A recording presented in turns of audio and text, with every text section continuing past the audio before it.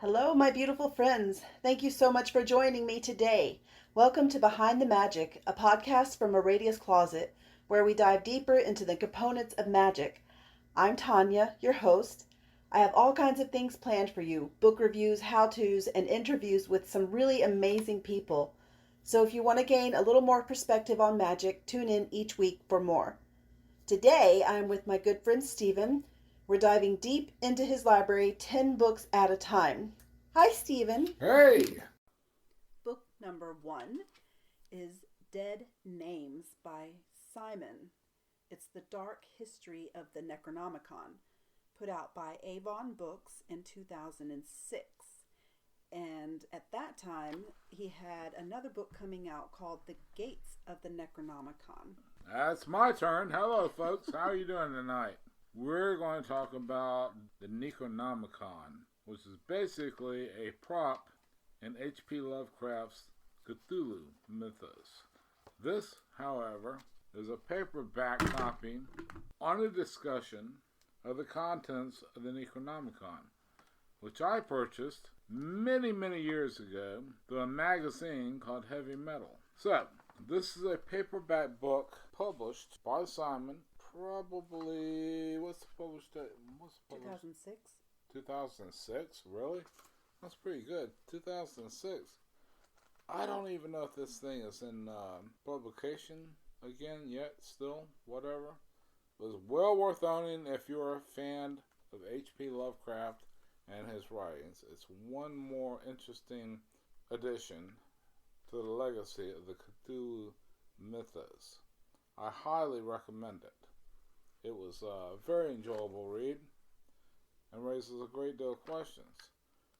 But, in my opinion, the Necronomicon has never been anything more than a prop in an H.P. Lovecraft story. Now let me make this clear to our listeners. There has never been a historically correct Necronomicon. Wow. Cry and well if you will, but the fact is, this is a prop in an H.P. Lovecraft horror story. The Necronomicon has no historicity. Certainly not the Key of Solomon, the Lesser Key of Solomon. Those are all historically valid grimoires. The Necronomicon is not. However, that doesn't diminish our fun. We'll read this and enjoy it, and maybe we'll even contribute to the Cthulhu mythos. Thank you, that's all. Yeah, part of the Cthulhu library. Yes. I was saying, when we get ready, right now we're going through these books just at random. We put them on the shelf, and then we're just taking them down 10 books at a time. And once we get everything unpacked and get the library sorted, we're talking about how are we going to organize these, alphabetically, by topic, by whatever. But we were thinking we would do a whole Cthulhu H.P. Lovecraft section.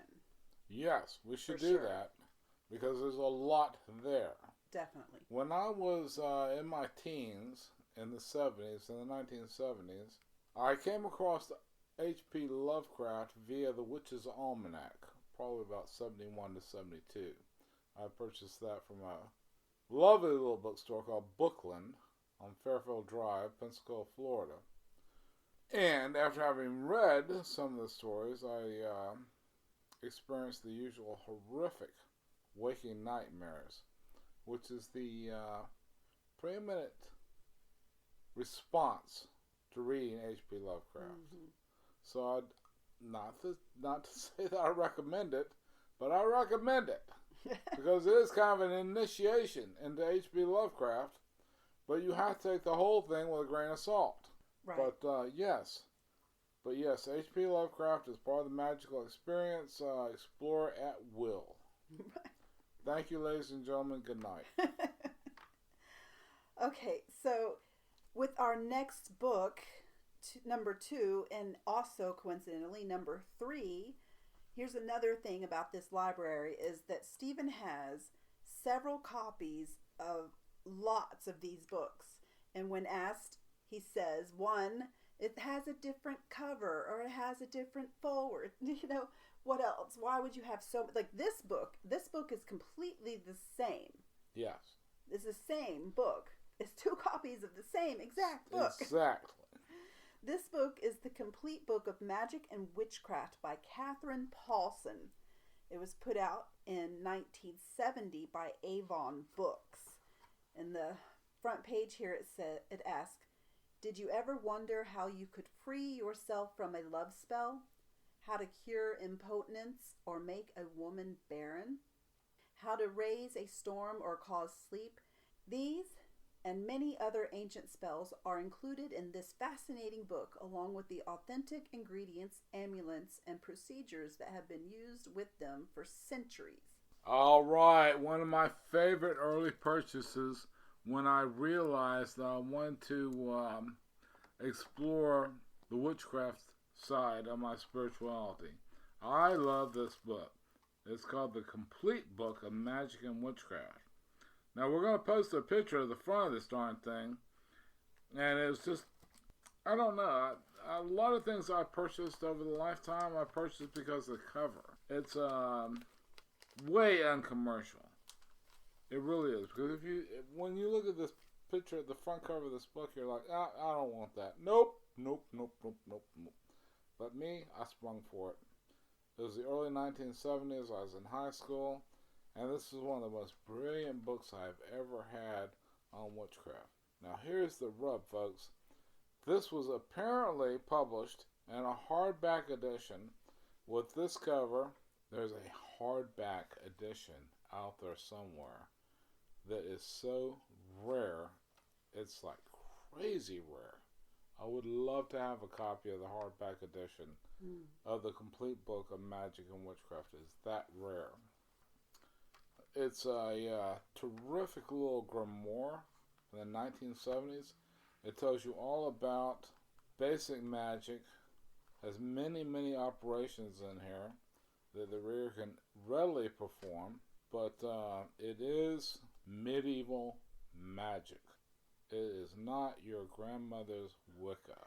Right. Be forewarned about that. And yes, I have 2, maybe 3 copies of this particular book in this particular edition. I do not have the hardback, so anybody out there who comes across it, do text me. Yeah, let us know. Let us know. We might be able to work something out. But just check out the picture of this thing. It's just amazing. Mm-hmm. And if you do want to contact us with any kind of questions, you can, comment on this episode, or you can email me at aradiascloset@hotmail.com. And of course, you can find Aradia's Closet on YouTube, Facebook, Instagram, Twitter, LinkedIn. I got you covered. So our next book number 4, is The Aquarian Guide to Occult, Mystical, Religious, Magical London and Around. Edited by Francois Strachan. Put out by the Aquarian Press in 1970 as well. Yeah, this is basically a occult guide. It's kind of a travel log, basically, of occult London, circa the 1970s. So it's a lot of fun. This is a very, very rare paperback. Really is. A lot of the stores that are mentioned, stores, bookstores, and that sort of thing, have long gone by the wayside. But some of the seriously old stuff is around. And by the way, the Aquarian Press, if you can collect in that area, and I have many volumes produced by the Aquarian Press, and I'm very glad that I do. They're very, very valuable, but I'm not sure I'd sell them. I'm really not, because then I wouldn't have them, and that would distress me a great deal. Sad. So this is very, very good stuff. And if you are fortunate enough to come across The Aquarian Guide to Occult, Mystical, Religious, Magical, London and Around, good for you. But I'm not sure you'll be able to collect some of the things in here, because I own it all. This is a beautiful cover. I love these old 70s artwork on the cover. It's so iconic. The very psychedelic stuff. Yes, very psychedelic. Think about it. So our next book number 5, is by Arthur Koestler, and it's the Kessler. Arthur Kessler. The Roots of Coincidence. With a postscript by Renee Haynes. This was put out by Vintage Books in 1973. Yes, and this is one that I got from the great bookstore in Pensacola, Florida, Navy Boulevard, Hawes' Index. Oh, it's no longer there. It's a laundromat No, now. it is. Yes, it's a parking lot now, which is a shame. No, it's I got it for $1. What did I say? $1? It's $1. Yep, $1. $1. I got it. Unbelievable. And I added it to my library, and I never read it. Sorry, folks. But sometimes I'll just pick up the first one. It's called Arthur Kessler's The Roots of Coincidence, an excursion into parapsychology. And while I never read it, I had every good reason to purchase it. It's $1, right? So, on the back cover, it says, "This exciting exploration of the present boundaries of parapsychology suggests that those who today ridicule research into such phenomena as ESP, telepathy, precognition, psychokinesis, clairvoyance are in the same position as those who 50 years ago scoffed at Einstein's physics. It is now accepted that modern physics has broken the laws of nature concerning space, time, and matter. It deals with such supernatural concepts as negative mass, holes in space, and time flowing backwards. Then why, asked Kessler, why should a similar breakthrough not be possible in matters of the mind?" Ta-da! And I wish I could say more about this book, but again, I have not read it, but looks intriguing. One for the shelf. Okay, so we're on to book number 6, is it? This is another book that was $1. $1. And this is by Justin Marquis de Sade. What? Marquis de Sade? Marquis de Sade. Now, this was put out by Harper Perennial. And I'm guessing it's 2005. It said this was originally put out in 1791. So I guess, and then there was a version by Wordsworth Press in 1996 and the Olympia Press in 2005. And then we now have the Harper Perennial edition. Why, thank you very much. Yes, $1. Down from my bargain price, $3.97.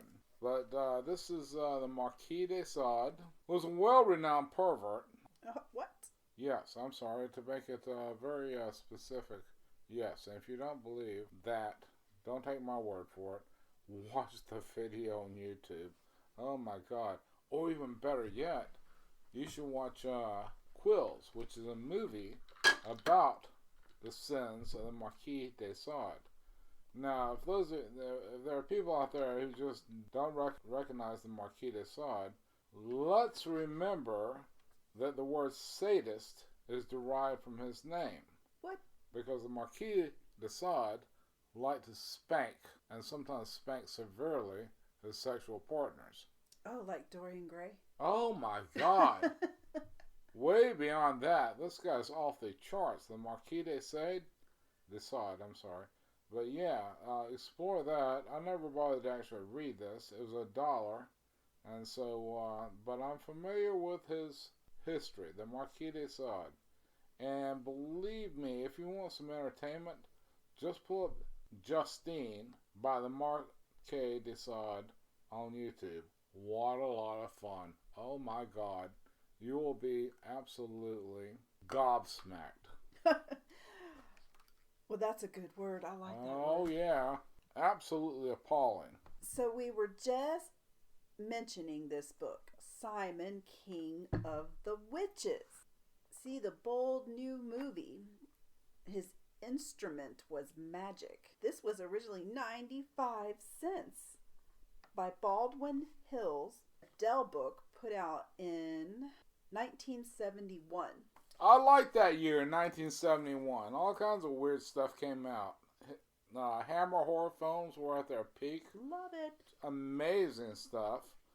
I never actually saw the movie, until long after it was released. And it was the 1970s film, Simon King of Witches. And it's available today, though, so those of you who like weird cinema, by all means, check out Simon King of the Witches. This is the paperback book that supported the film. And the film is just great. I love this thing. It's full of all kinds of 1970s stuff. Hey man, hey man, what did you do with that chick? So I really liked that. I saw the movie before I saw the book, and this is probably an eBay purchase, and I'm glad to own it. It's very, very scarce, and I didn't bother to read it because I saw the film. So maybe I'll get around to reading it sometime. But if it were me, I would see the film first. It's available. It's out there. It's on a lot of platforms. I would check out Shudder Video online because they have all the weird shit imaginable. All right, we're on to book 8, Confessions of a Warlock. Oh my gosh. Curtis Lavender, put out Curtis Lavender? Yep. Well, there's a clue right there, huh? Oh, I haven't heard of him. No. So this was Lancer Books, put out in 1970. It says it's strange, sinister, spellbinding, the real story of witchcraft in America, told for the first time ever. Well, that's not true, but... No, because you can never trust these things. In the early 70s, you could feel the magic in the air. So could book publishers and movie producers. It was just in the air in the 1970s. I was a teenager in the 1970s. I could feel it so strong. It was amazing. It was really great. It was gratifying and everything like that. But there's always these people who want to cash in on something that's just wildly popular. And they have absolutely no idea what they're talking about. And Confessions of a Warlock by Curtis Lavender is one of them. I mean, there are big authors out there who were just trying to make a buck. They had no idea what they were talking about. Okay, but this is still kind of collectible. I found it on eBay years and years ago, and I read a little bit of it. It's obviously, once you get to the first and second chapters, that's a completely made-up story. And that was very, very common in the 1970s with the grandma stories and all that. Now, some of the grandma stories are true, and they're based in realism, but you can tell that a lot of people that wrote on witchcraft and magic back in the 60s and 70s were the merest of hacks. Sorry, it's collectible, it's fun, it's got a cool cover on it and everything like that, and we're going to give you a picture of that. And if you can find it, great. I wouldn't try to find it on something like eBay or something like that because it's going to be outrageously expensive. When I purchased it, it was a reasonable price. I love all of these little paperbacks this size. Yeah, you know who really got me into paperbacks like that? Was a guy downtown that I was buying records and paperbacks from. I think his name was Eric. He sometimes called himself Elvis. Oh. He may still do that to this day. I haven't done business with him in a while, but I did learn a great deal from him about... for a long time, I wouldn't collect paperbacks because I thought they were cheap and not worth the bother. You know, I was all about the high-end... Hardcover. Absolutely. Well, here's another of this same size book. It's called The False Ebony Tree, a story of Bermuda witchcraft by Terry Tucker, who also did the cover design. At the time that this book was printed, she had 9 other books as well. Wow. This was put out by the Bermuda Historical Society, Occasional Publications number 5. Copyrighted 1963, its first publication. Second, 1964. Third impression, 1970. Now, I was probably eligible for 1970 impression because in 1963, I don't think I was 8 years old. But, yeah. This is another collectible, probably found on eBay. It's anthropological witchcraft, which is fine and dandy. It's Bermuda witchcraft.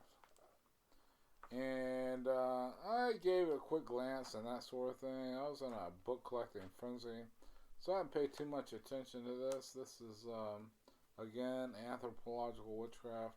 I was never interested in anything more than Northern European witchcraft, or Western European witchcraft. So, I'm sorry to say I didn't really read this. I'm sure it's a fine book. It's certainly a collectible book, but it's quite rare. The last eBay research I did on it, there turned up exactly one copy, and it was a hefty $55. Wow, $55. Yep. Well, it looks definitely like a nice collectible. It is very collectible. The picture of the author on the back, she just looks like a normal, housewife. Yeah. With that brush cut. With a little pearl necklace. Short brush cut. You would never think necklace. that the grandma down the street is... I know, right? I wrote a book. So our last book is the Grand Grimoire. And this book was translated by Gretchen Rudy and edited by Antonio Venetiana Dre Rabina. I know I murdered that name. I murdered a lot of names. Trident Books and Ars Obscura. Yep. In 1996. This one is a hardcover, but it's about the same size as all those paperbacks. Yes, this is a highly collectible. It's Trident Books, Ars Obscura, Seattle, Washington, USA. Let's see what the first few pages say. Some of these were so rare that they're actually numbered. Yes, this is number 183 of 500 copies by Trident Books. And this is one of the classic grimoires. It is the Grand Grimoire. And we're going to take a picture and put that on the web space. And it is a very odd grimoire. It's the kind of magic where you invoke spirits to do your will. I don't have a lot of history with that. It is something, however, that I wish to do. It's going to take a great deal of preparation, personal preparation, a lot of spiritual work beforehand and that sort of thing. Oh yeah, commanding spirits is a whole nother level. Yes, it is next level shit. Spirits, angels, let's be frank about it. I hope you know the LBRP. Yes, because you're going to need all that stuff. And this is a very, very well executed copy of the Grand Grimoire. Hardback, Trident Books, Obscura, Seattle. I'm glad I own the copy. And again, mine is number 183 of 500 copies. How about that? Very collectible. Glad I own it. Fantastic. Thank you so much for joining us again this evening. Remember, you can catch Behind the Magic on Spotify, Apple Music, Pandora, YouTube, and Buzzsprout. Also, in the show notes, you'll find a link to where you can find these books on Amazon. That's